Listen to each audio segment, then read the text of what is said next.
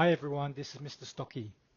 Given the market environment in the past week, I thought it would be a great time to give a performance update on my strategy on eToro. Before we get into the fun stuff, please note the disclaimer. All the information provided in here is for information purposes only and not financial advice. Before we get into the details, let's recap how the returns are derived from my strategy. There are three components: alpha, beta, and hedge.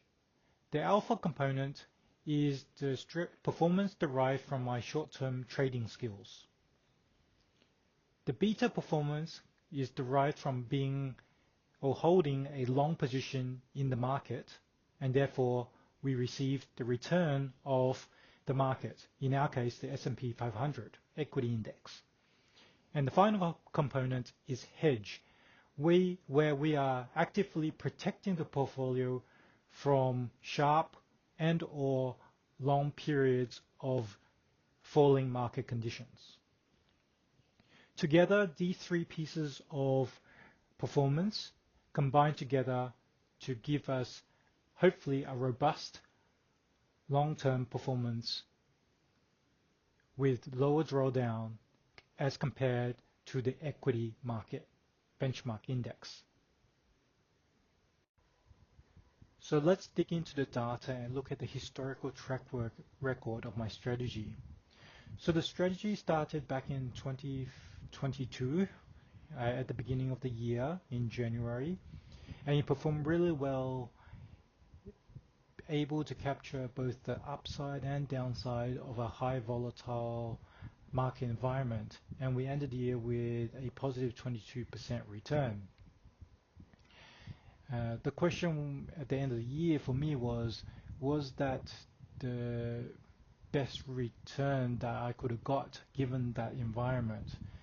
And I was looking to improve the strategy so that we could extract more return from that sort of environment.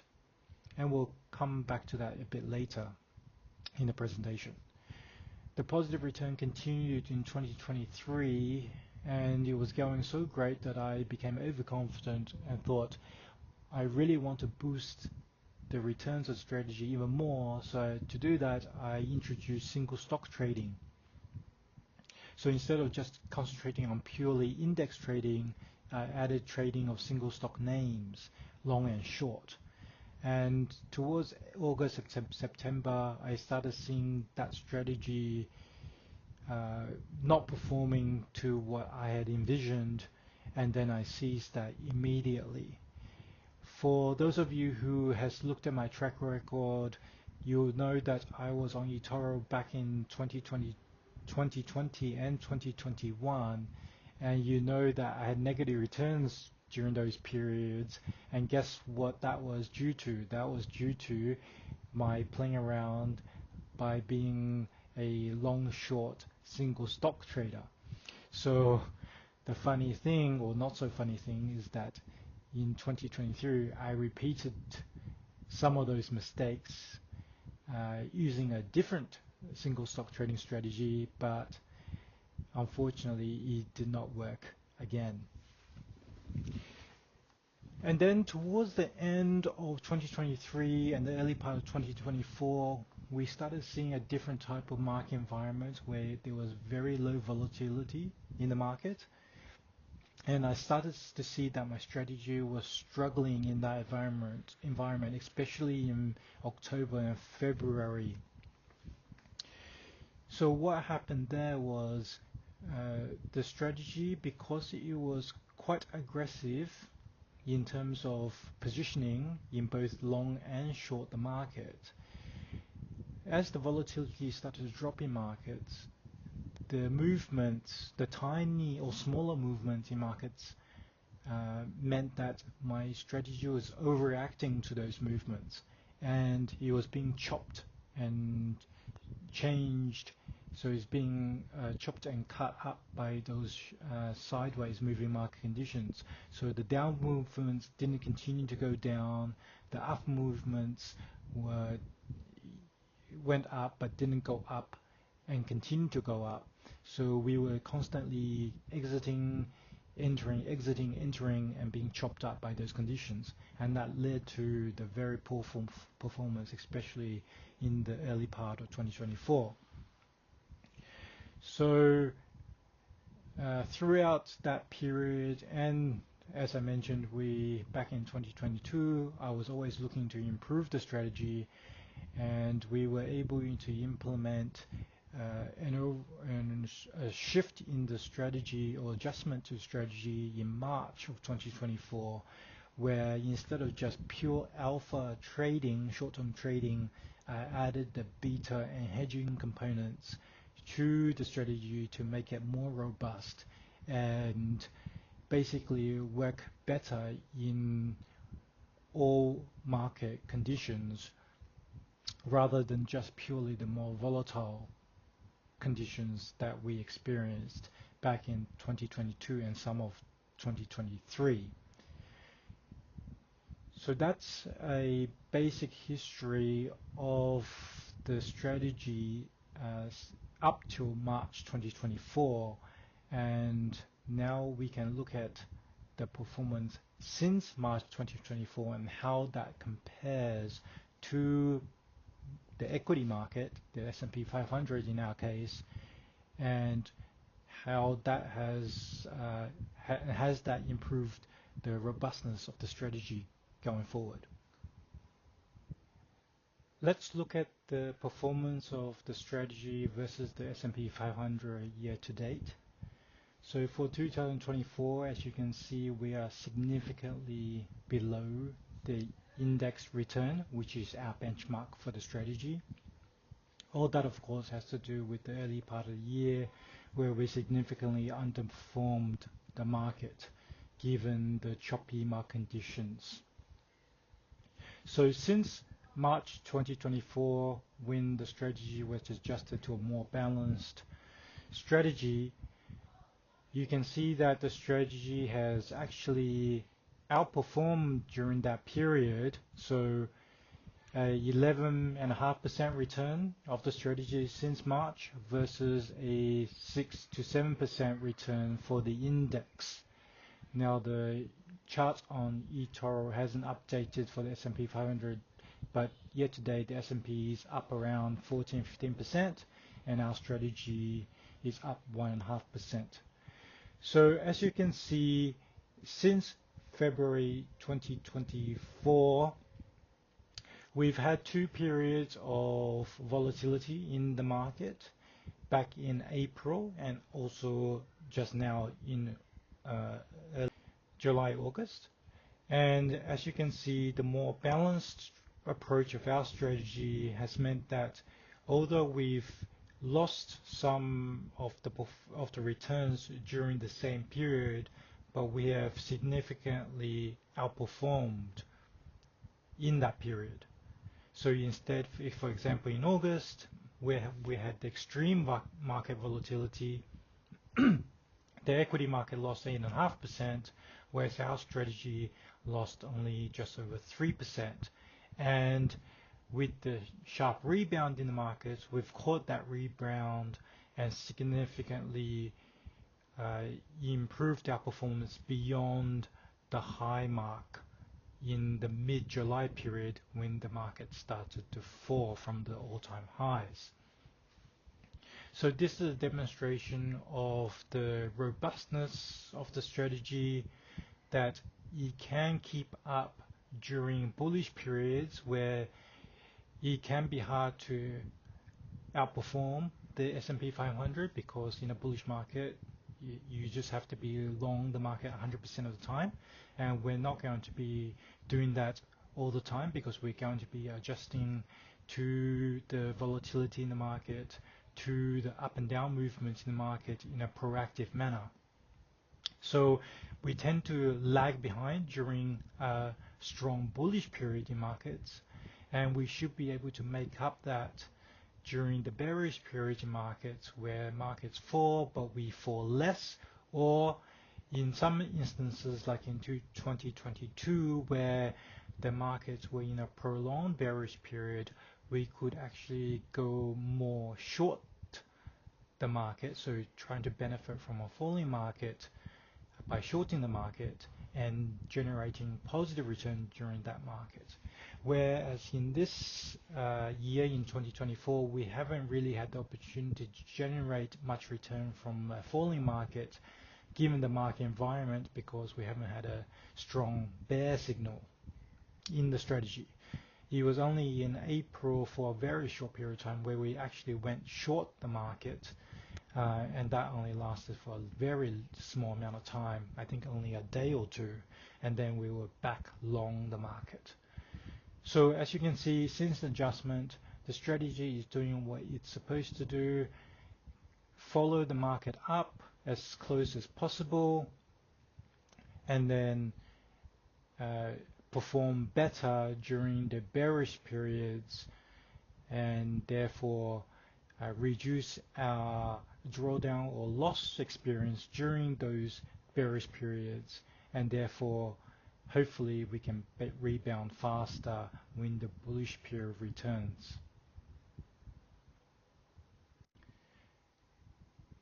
Please note, from this point forward, we are going to talk about hypothetical performances or backtested performances of the strategy, instead of the realized track record that you saw previously in the slides beforehand. So we like to play with what ifs and what could have happened and what would have been the result if we had used adjusted strategy at the beginning of the year to 2024. So what would that look like?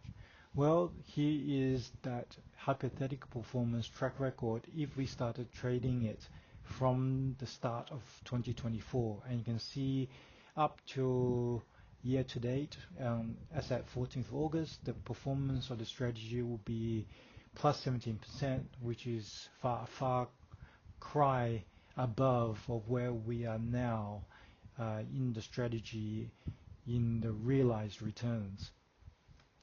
So as you can see, the prior period to March, we would have realized a 3 to 4% return for that period instead of the big negative period that we saw, especially in February. And post-March, of course, the track record is exactly the same as my eToro track record, because the strategy was implemented during that period of time, and we added so that part of the track record matches that of my actual track record on eToro. So overall, as you can see, if we started the strategy during that period, during the start of the year, then we would be very positively and happy with the returns up till August. But of course, this is all hypothetical. Next thing I wanted to show you, and some of you may find this interesting, is how does the alpha, beta, and hedging components work in this strategy. And here I've chosen the 2024 performance, so this is hypothetical performance once again, and the chart below that is the allocation or the risk allocation of the strategy during that period of time. So as you can see, the strategy has an allocation of between negative 20% to up to 120% of our capital. So what that means is that, for example, a 0.6 allocation means that we're using 60% of our allocation invested in the S&P 500 equity index. 0.3 means 30% allocation So in that case, we're being very conservative, having 70% of our money effectively in cash. If we are very negative, and we only did that once so far this year, that was back in April, where we were negative 0.2 or 20% short the market. And the maximum or most aggressive we can in the strategy is being 120% risk allocation, meaning that our performance will be 1.2 times that of the S&P 500. Now, the reason that I'm using these numbers is to make sure that when we are aggressively long, we are not overly aggressive, and when when we want to short the market, we are not aggressively shorting the market as well. And the overarching reason for that is that we want our strategy to perform in all market conditions, whether it is high volatility or low volatility.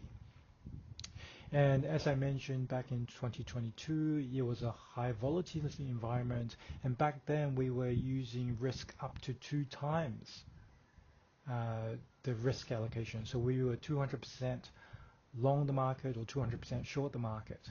So now we've dialed that back aggressively in the current state of play. So we are only maximum at 120 instead of 200, and negative 20 instead of negative 200. So we've dialed that significantly. And so that balance overall makes the strategy robust. So if we get things wrong, we don't get penalized too much, but on the same side, if we're right, we also don't get the additional boost of extra returns. However, what you'll see in the next slide is the backtested track record of both a low volatility year in 2023 and the high volatility 2022. So you'll be interested to see how the current strategy performed versus the strategy that I implemented at that time using a more aggressive approach. So again, here are the hypothetical performances of the strategy that we are implementing at the moment, and the backtest results show on the left hand side what would have happened using the same strategy we are using now in 2022, and on the right side in 2023. Now remember, the actual return on my eToro account for 2022 was a plus 22% return for that year, which was very good given it was a bear market environment. And in a bullish environment in 2023, we ended with a 20% return for that year. And now, so let's compare. So for 2022, as you can see, even though the strategy now is less aggressive, meaning that we're not exposing ourselves to more aggressive leverage use in the strategy. Remember, we were using 200% long and short positions. The hypothetical result was a significant outperformance to the 2022 strategy. So instead of a 22% return for that year, the hypothetical return of using the current strategy was just about 40% return. Okay. And if we look at 2023, we returned 20% for that year using the old strategy, the more aggressive strategy. And now with the more balanced implementation of the current strategy, the backtest result would have been a 30+% return. So overall, both in 2022 and 2023, the current less aggressive, more balanced strategy outperformed the more aggressive strategy that we used in 2022 and 2023. So that means that in a high volatility environment such as 2022 and a less volatile environment in 2023 and so far also in 2024, we can see that the strategy performed much better than the previous strategy that we employed. And additionally, we were outperforming significantly the S&P 500 index, which is our benchmark. So this is why I'm extremely confident that our new balance strategy that we implemented back in March is a much better strategy than what was achieved back in 2022 and 2023, although those were positive years as well. But here I can show you that hypothetically anyway, we would have significantly outperformed those returns for those periods of time. So thank you for watching the presentation. I hope you found it informative. Going forward, I think the strategy is much more robust and balanced in both high volatility and low volatility environments, and I hope to bring more positive returns to my copiers going forward. Thank you very much.